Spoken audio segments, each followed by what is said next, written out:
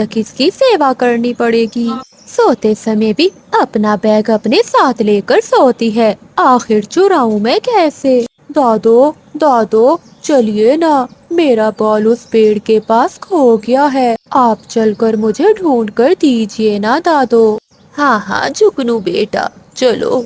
फिर बिजली कपी की सास जुगनू के साथ बाहर चली जाती है। अरे वाह, जो काम मैं खुद आज तक नहीं कर पाई वो मेरे जुगनू ने कर दिया। जुगनू बेटा, कहाँ है तेरा बॉल? दादो, इस जमीन के नीचे लगता है किसी ने कुछ खोदा है, जरूर उस किक्की ने मेरा बॉल यही छुपाया होगा। अच्छा बेटा रुको, देखती हूँ। फिर बिजली कपी की सास उस खड्डे को खोदती है। उसे उस खड्डे में सोने से भरी हुई एक पोटली दिखाई देती है। अरे बाप रे, जुगनू ये देखो, हमें तो ढेर सारा सोना मिल गया। चल जुगनू बेटा, हम सारी बात तेरी माँ को बता देते हैं, अब तो हम अमीर हो गए हैं। इधर बिजली कपी अपनी सास के बैग को खोल कर देखती है, परंतु उसमें तो कोई भी सोना चांदी नहीं था। उस बैग में तो उसकी सासू माँ के फटे हुए कपड़े थे। अरे, सारी मेहनत बेकार हो गई। इस बुढ़िया के पास सोना तो क्या, एक फूटी कौड़ी भी नहीं है। तभी बिजली कपी की सास वो खजाने से भरी हुई पोटली लेकर आ जाती है। वहीं रुक जाओ, अंदर आने की कोई जरूरत नहीं है, निकल जाओ मेरे घर से। अरे बहू, तू ये क्या कह रही है? क्या मुझसे कोई गलती हुई है? गलती? आज तक तेरा हमें कोई फायदा हुआ है? हर समय बस खाती ही रहती हो। बहू, अब हमारी किस्मत बदलने वाली है, तो मेरी बात तो सुन। किस्मत तो मेरी खराब हो गई है जो मैंने तेरे बेटे से शादी की। मम्मा, पहले दादू की बात तो सुन लो। तू तो चुप कर जुगनू, अगर कुछ बोला तो एक पंख लगाऊंगी। बेटी, मैं तो तुझे बहुत अच्छी समझती थी, लेकिन तू मतलबी निकली। जा रही हूँ मैं। फिर बिजली कपी की सास वहाँ से चली जाती है और वो अपनी खजाने से भरी हुई पोटली लेकर एक पेड़ पर बैठ जाती है। रात होते ही जंगल में फिर से बारिश शुरू हो जाती है। मानो चिड़िया अपने घर में बैठी हुई थी, वो खिड़की से बिजली की सास को देख लेती है। अरे, ये तो बिजली की सासू माँ है, लेकिन ऐसी बारिश में ये बाहर क्यों बैठी है? फिर मानो चिड़िया बिजली कपी की सास के पास जाती है। माँ जी, ऐसी तेज बारिश में आप यहाँ क्या कर रही हैं? आप बिजली के पास क्यों नहीं जाती? बेटी, कैसे जाऊं अपनी बहू के घर? उसने तो मुझे अपने घर से निकाल दिया है। माँ जी, ये आप क्या कह रही हैं? चलिए, आप मेरे साथ मेरे घर में चलिए। फिर मानो चिड़िया बिजली कपी की सास को लेकर घर आ जाती है और वो खाना बनाकर बादल कपे की माँ को खिलाती है। वो बूढ़ी कपी पेट भरकर खाना खाती है और सो जाती है। अगले दिन वो बहुत अच्छा महसूस कर रही थी। बेटी, मैं तुम्हारा धन्यवाद कैसे करूं? मेरी बहू ने तो मुझे घर से निकाल दिया। तुमने तो मेरा एक बेटी की तरह ध्यान रखा। अरे माँ जी, आप ऐसा क्यों कह रहे हैं? मैं आपकी ही बेटी हूँ। आज से आप भी मेरे साथ ही रहेंगी। वैसे मैं भी अकेली ही रहती हूँ। बेटी, मुझे कुछ देना है तुम्हें। ऐसा कहते हुए बिजली की सास वो सोने से भरी हुई पोटली मानो चिड़िया को दे देती है। अरे माँ जी, इस पोटली में तो ढेर सारा सोना है। नहीं नहीं, मैं ये नहीं रख सकती। बेटी, ये मेरा आशीर्वाद समझकर ले लो। वैसे भी मैं इसका क्या करूँगी? मुझे तो 2 वक्त का भोजन चाहिए, ये तेरे काम आएंगे। इधर बिजली कपी को भी मालूम हो जाता है कि उसकी सास के पास ढेर सारा सोना था जो उसने मानो चिड़िया को दे दिया है। हाय रे मेरी किस्मत। जंगल में तूफानी रात थी। जंगल के सभी पक्षी अपने अपने घोंसलों में छुपकर बैठे हुए थे और इस तूफानी बारिश के रुकने की प्रार्थना कर रहे थे।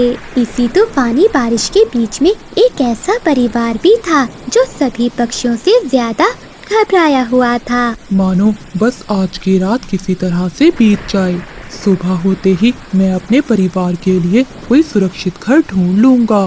हाँ चंदू जी, मैं भी ऊपर वाले से यही प्रार्थना कर रही हूँ। हमारी मीना अभी बहुत छोटी है, मुझे तो बस अपनी बेटी की ही चिंता हो रही है।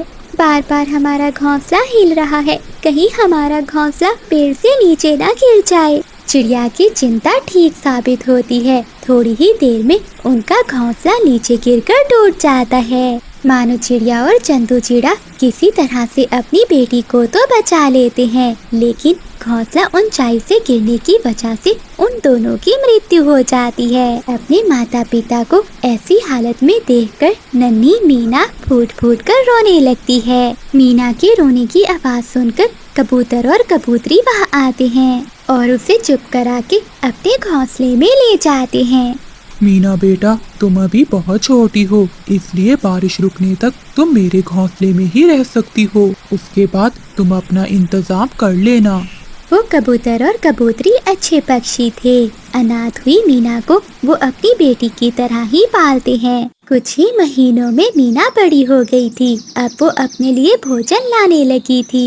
वो कबूतर और कबूतरी पर बोझ नहीं बनना चाहती थी, इसलिए वो सुबह सवेरे दाना लेने चली जाती थी। देखते ही देखते साल बीत जाता है। जंगल में फिर से बारिशें शुरू हो जाती हैं। मीना चिड़िया ने अब कबूतर और कबूतरी के बगैर जीना सीख लिया था, लेकिन पहली बारिश देखकर वो बहुत डरी हुई थी। वो एक पेड़ की डाल पर बैठी हुई थी कि तभी कबूतर वहाँ आता है। मीना, तुम यहाँ पत्तों में कब तक छुपी बैठी रहोगी? जाओ, अपने लिए एक घर बना लो। बंटी मामा, मैं अपना घर कैसे बनाऊंगी? मेरे मामा पापा का घर तो तूफान में टूट गया था। मैं अकेली अब अपना घर कैसे बनाऊंगी? देखो बेटी, पक्का ना सही तो कच्चा बना लो।